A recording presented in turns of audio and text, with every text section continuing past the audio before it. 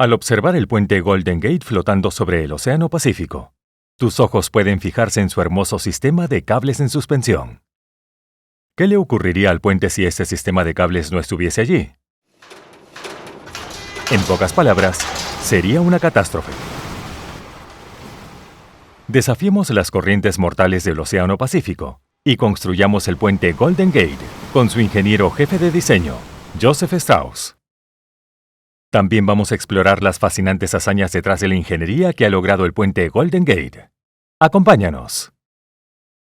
El puente Golden Gate es un puente en suspensión. Un puente en suspensión muy simplificado. Puede construirse de la siguiente forma. Levanta dos torres en los dos extremos del océano y suspende un largo cable entre las torres. Este cable puede aproximarse como una parábola. Ahora fijemos una cubierta de carretera de concreto con pilares. Esto claramente aporta un soporte al extremo de la cubierta de la carretera.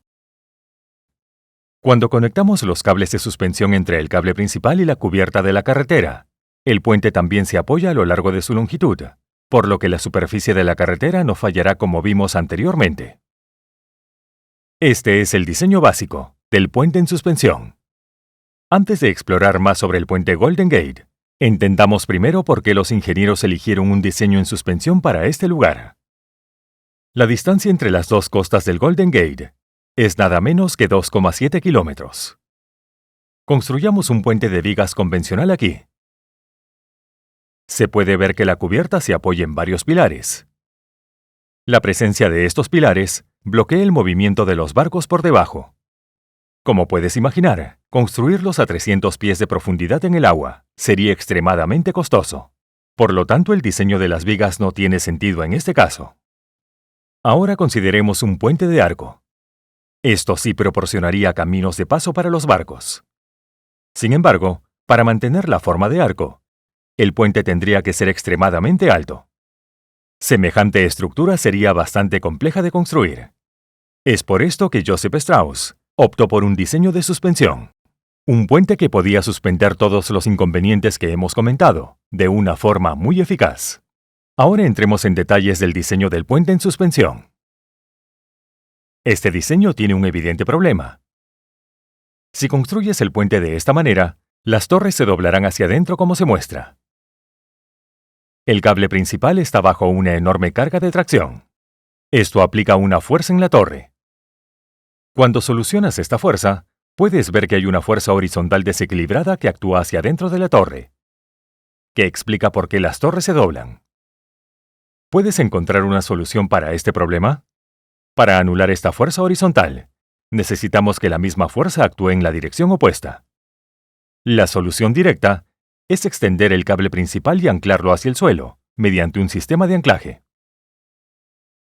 Sin embargo, podemos optimizar los recursos financieros necesarios para construir este puente con una simple idea.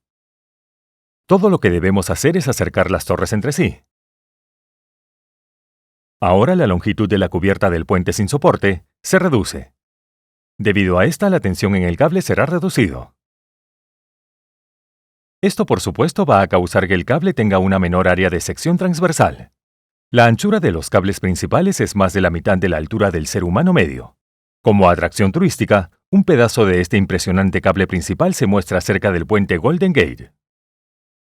Sin embargo, si construyeras el puente con este diseño exacto, este experimentaría una muerte prematura.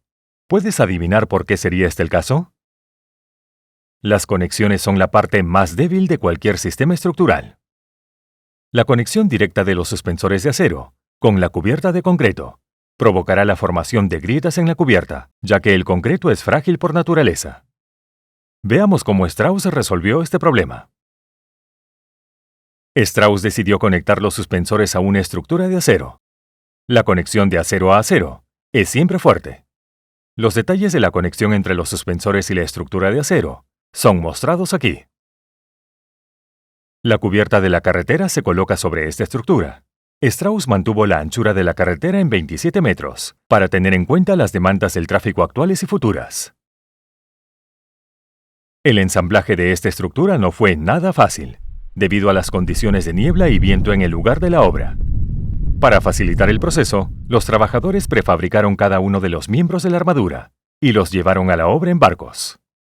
El ensamblaje individual de los miembros se realizó con una torre de perforación y sus conexiones se aseguraron con remaches. Para garantizar la seguridad de los trabajadores, se instaló una red bajo la cubierta del puente. A medida que avanzaba la construcción del puente, se conectaba simultáneamente la estructura con el cable principal, mediante cables de suspensión. Además, para mantener la igualdad de carga en el cable, los trabajadores tuvieron que montar este sistema simultáneamente, y por igual en dos direcciones, para cada torre. De este modo, el Golden Gate se convirtió en un puente.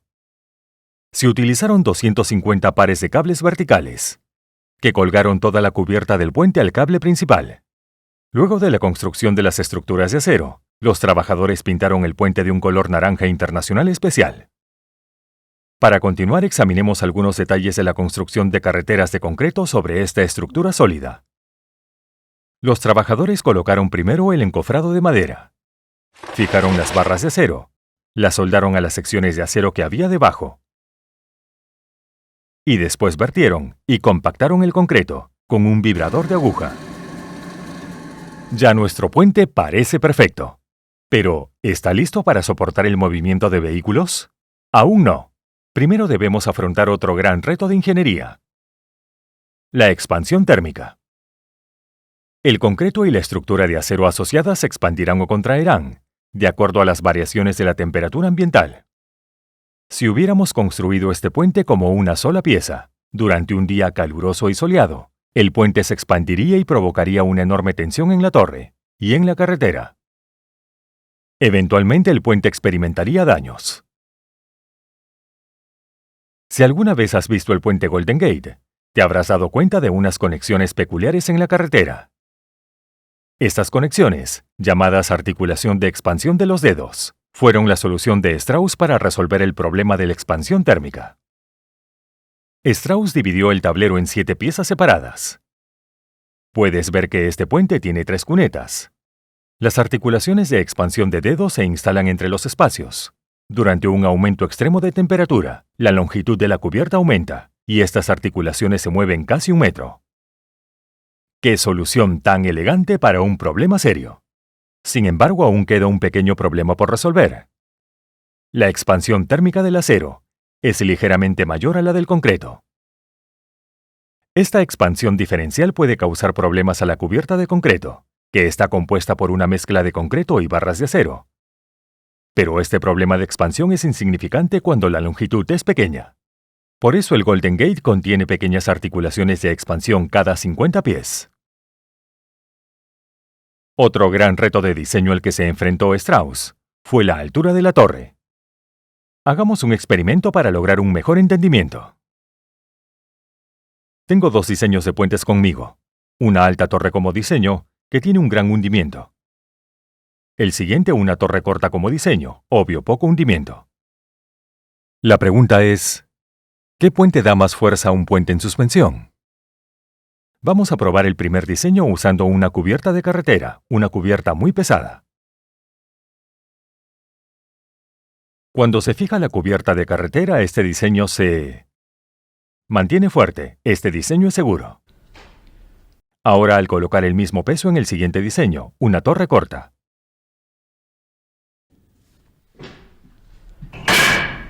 Este puente tuvo un fallo repentino, ni pude reaccionar a eso.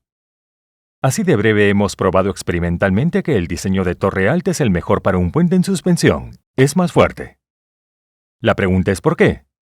Para obtener la respuesta a esto, invitemos al ingeniero jefe de todo este proyecto, Joseph Strauss, al video. La principal diferencia entre estos 2 diseños es el ángulo del cable. En ambos la carga a soportar es la misma. La componente vertical de la tensión del cable equilibra este peso. Ya que el diseño de la torre pequeña tiene un ángulo bajo, para balancear el peso, el cable debe inducir más tensión. Es por esto que la torre corta falla durante el experimento. La torre alta, por supuesto, va a reducir la tensión del cable, pero su construcción costaría mucho más. Precisamente por eso Strauss calculó la altura óptima de la torre en 746 pies. Un promedio feliz entre estos 2 escenarios. Ahora entremos en la parte más emocionante de este video. La construcción del puente Golden Gate en un entorno hostil. Primero empecemos con la construcción de la torre. ¿Sabías que la construcción de la Torre Sur fue más difícil que la Torre Norte? Esto ocurre porque la construcción de la Torre Sur tuvo que superar el violento Océano Pacífico. Los cimientos de una torre deben ser construidos sobre un lecho de roca fuerte llamado estrato duro. En el caso del lado sur, el estrato duro estaba a 15 metros por debajo del nivel del lecho marino y tenía un suelo empinado. Hay que excavar a esta profundidad y construir unos cimientos de concreto armado para la Torre Sur. Para hacer esto, primero se contrató a buzos profesionales para que hicieran estallar bombas bajo el agua. Los buzos limpiaron los escombros de la explosión e hicieron una mejor superficie. Ahora es hora de construir un marco de acero y madera en esta superficie. Los buzos, por supuesto, hicieron un trabajo increíble aquí. Ahora veamos la sección transversal de la estructura que construyeron. Luego se vertió el concreto para crear algo llamado muros de defensa. Después de esto, toda el agua interna fue bombeada. Ahora que el muro de defensa está listo, ¿pudiesen los trabajadores entrar y empezar a excavar los estratos duros? He aquí el problema. Las corrientes marinas son tan desagradables que el muro de defensa tendrá que soportar una enorme fuerza hacia adentro y puede derrumbarse. Este tipo de construcción es altamente insegura. Strauss tuvo una ingeniosa idea. Inicialmente, se colocaron los tubos de chorro, el pozo de trabajadores y el pozo de material dentro de los muros de defensa. El truco era construir una losa gruesa de concreto armado para que los trabajadores pudieran trabajar debajo de ella. La forma en que los trabajadores llegaban a la cámara de los trabajadores era bastante interesante. A través del pozo de los trabajadores. Ellos perforaban continuamente las rocas y excavaban por debajo de la losa de concreto armado.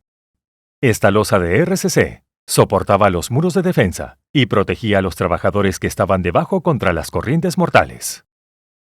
Durante este proceso, toda la estructura de los muros de defensa se dejó hundir lentamente. Puedes ver su forma de cuchillo. Eventualmente llegaron al estrato duro rocoso. Después de nivelar el estrato duro, hicieron una estructura de acero allí y construyeron unos cimientos de concreto armado. La construcción de los cimientos completos es ahora bastante fácil. Se puede ver cómo los muros de defensa protegen los cimientos principales de las olas mortales. Ahora es hora de ver la construcción de las gigantescas torres. Una vez que el cimiento estaba listo, fue agregada la placa base de acero sobre este. Ahora viene la magia de estas celdas de acero huecas. Ensamblaron y remacharon estas celdas como si estuvieran construyendo una torre con legos. Puedes ver el ingenio con que se planificaron las formas y tamaños de estas celdas para que la torre tuviera finalmente la forma que se pretendía que tuviese. Strauss diseñó esta estructura de celdas única para que fuera tan económica como fuerte. La construcción de la torre estaba entonces terminada. Luego llegó el momento de tender los cables principales. Para esto, primero instalaron los soportes de los cables en la parte superior de las torres. Pudieses pensar que el cable principal es solo un cable sólido. El cable principal, de hecho, está formado por 27.000 hilos más pequeños, y 129.000 kilómetros de longitud de cable de acero se utilizaron para su fabricación. Para iniciar el tendido de estos cables, los trabajadores construyeron primero un puente pasarela para ellos. Al principio, los trabajadores colocaron un cable de soporte. Los cables principales hacían su recorrido a través de estas ruedas giratorias. Además, estos pequeños cables se pasaban por la torre a través de la silla de cables, uno a uno, para luego ser sujetados por los obreros. Después, los obreros presionaron los cables con una prensa hidráulica. Simultáneamente enrollaban los cables con alambre de acero galvanizado, explicando por qué el cable principal parece un solo tubo grande. Estos cables se anclan a la roca del lecho con placas de acero de zapata. Tras el tendido de los cables principales, se fijaron a estos los cables de suspensión. Lo único que quedaba por hacer era construir la estructura de la cubierta y colocar el concreto para la carretera. Ya conoces cómo lo hicieron. Un extraño incidente ocurrió en el puente Golden Gate en su 50 aniversario, cuando más de 300.000 personas se reunieron en el puente a la vez. Probablemente puedas predecir lo que ocurrirá si un puente en suspensión se sobrecarga. Sobrecargar un puente en suspensión puede hacer que se hunda. Esto pudiese incluso hacer que las torres principales se doblen hacia adentro. Esto es exactamente lo que ocurrió ese día. La cubierta se hundió casi 2 metros. Incluso con esta carga extrema, el increíble puente en suspensión de Strauss se mantuvo firme. Tan solo podemos admirar las tecnologías que desarrollaron hace 89 años en el diseño y la construcción del puente Golden Gate. Este exitoso proyecto supuso un salto en la ingeniería civil. Antes de irte, no olvides unirte como nuevo miembro al equipo LESIX. Esperamos que hayas disfrutado del video. Gracias por verlo.